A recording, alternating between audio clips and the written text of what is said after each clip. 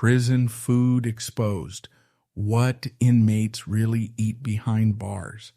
What if your only meal today was half-cooked rice, a slice of mystery meat, and milk that expired last week? Behind bars, food isn't just about survival. It's about power, punishment, and profit. Tonight, we expose the truth about prison food, setting the stage. When most people picture prison food, they imagine a simple cafeteria tray, maybe bland, maybe cold, but edible. The truth, it's far darker. The meals inside America's prisons have been described as unfit for animals. For many inmates, the food is the first thing that breaks them down. In the U.S., over 2 million people are locked up every day. That means millions of trays, millions of meals, and a billion-dollar industry that feeds them. But who decides what prisoners eat? How is it cooked, and why are inmates saying the food is slowly killing them? First bite. What's on the tray? Let's start with the basics. A typical prison meal is built on one thing: cheap calories. Breakfast? Powdered eggs, maybe a slice of bread, and something that resembles oatmeal. Lunch? A sandwich so thin it looks like it was stepped on. Dinner? Usually beans, rice, or noodles. Bulk foods that cost pennies. Inmates often joke that the food has no taste, no nutrients, and no love. But this isn't just complaining, it's survival. Poor quality food leads to malnutrition, sickness, and even riots. And yet, this is what millions are served every single day. The horror stories. Across the country, horror stories keep surfacing. In Michigan, inmates reported finding maggots in their food. In Georgia, spoiled meat led to outbreaks of food poisoning. In New York, some said the milk was so old it clumped like cottage cheese. One former inmate described it like this: it wasn't food, it was punishment on a tray. And in many ways, that's the point. Food in prison isn't about nutrition, it's about control. Give too little and the inmates riot. Give too much and you're wasting taxpayer money. The system walks a thin, rotten line. Food is punishment. And when inmates step out of line, food itself becomes the punishment. Some prisons serve what's known as the Nutraloaf, a bland, brick-like mix of vegetables, bread, and beans mashed together. It's not just disgusting, it's designed to break the spirit. Courts have ruled it cruel and unusual punishment, yet some prisons still use it.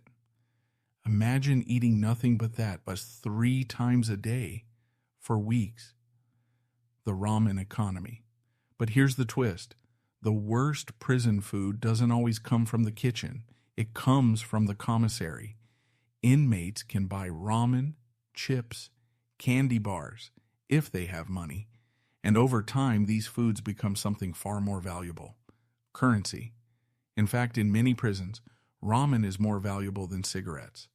1 pack can buy laundry, a favor, even safety. Food becomes power, and power decides who survives behind bars. The prison chefs. And where there's food, there's creativity. Inmates don't just eat what's given, they transform it. Dorito tamales, ramen pizzas, burritos made in trash bags. They call it spreads. Recipes passed down like family secrets. For some, it's not just food, it's dignity. A way to make something human in a place designed to strip that away. Food fights, when meals spark riots. Food doesn't just fill stomachs, it fuels tempers. All it takes is one rotten meal to light a fire inside a prison. Across the U.S., countless riots have started not over gangs or contraband, but over what's served on the tray. In Kentucky 2009, inmates rioted when they were served undercooked food. What started as shouting escalated into flames. The cafeteria burned, guards were injured, and the prison went on lockdown. In Michigan, inmates discovered maggots in their potatoes 3 separate times. Riots broke out, tensions boiled, and suddenly the food vendor Aramark was under fire for cutting corners while raking in millions. Food is survival.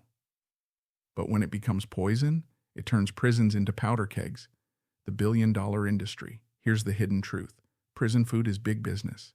Across America, private corporations hold contracts worth hundreds of millions. They promise to feed inmates cheaply and efficiently, but here's the catch. The cheaper the food, the more profit they pocket. Companies like Aramark and Trinity Services Group have faced lawsuits, scandals, and investigations. Yet year after year, they keep winning contracts. Why? Because cutting costs is easier than cooking quality. To them, food is numbers on a spreadsheet. But for inmates, it's life, death, and dignity, global comparisons. But not every country treats prison food the same. Around the world, meals behind bars look very different, and these differences say everything about how societies see prisoners. In Japan, inmates are served rice, soup, fish, and vegetables, balanced, healthy meals designed to maintain discipline through order and routine. In Norway, prison meals look like school lunches, fresh bread, cheese, fruit, and warm meals. Their philosophy?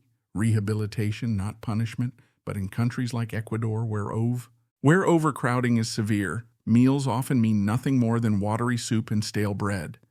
Sometimes families have to bring food from outside just to keep inmates alive. When you compare the world, one thing becomes clear. Prison food isn't just about nutrition. It's about values. How a society feeds its prisoners reveals how it sees justice. Health and survival. Prison food isn't just bland, it's dangerous. Diets heavy on starch, sugar, and processed meat leave inmates with diabetes, heart disease, and chronic illness. Fresh fruits and vegetables, rare. Vitamins, almost non-existent. Studies show inmates are twice as likely to suffer from hypertension and diabetes, not because of genetics, but because of what's served on the tray. For many, prison food becomes a slow poison. And when food makes you sick, good luck getting treatment. Medical neglect in prisons is infamous. Some inmates never recover. Some never make it out. Food is control. Food is never just food in prison, it's control. Guards decide when you eat, what you eat, and how much. Mess up, they take your tray. Step out of line, you get Nutraloaf. In solitary confinement, even the act of receiving a tray becomes a reminder. You own nothing, not even the food in your stomach. Prisoners know it. Guards know it. The entire system is built on this truth. Food is power. Inmate voices. Voice 1. I lost 40 pounds in 6 months. The food just wasn't food. It was slop. Voice 2. Sometimes the bread had mold. We'd eat around it because what else could we do? Voice 3. Ramen saved me. Ramen was money. Ramen was everything. These are the voices you rarely hear, but they are the truth behind every tray. Final punch. Behind bars, food is more than survival. It's punishment. It's economy. It's rebellion. It's the difference between despair and dignity. To us, it's just food, but to them, it's everything. Prison food exposed.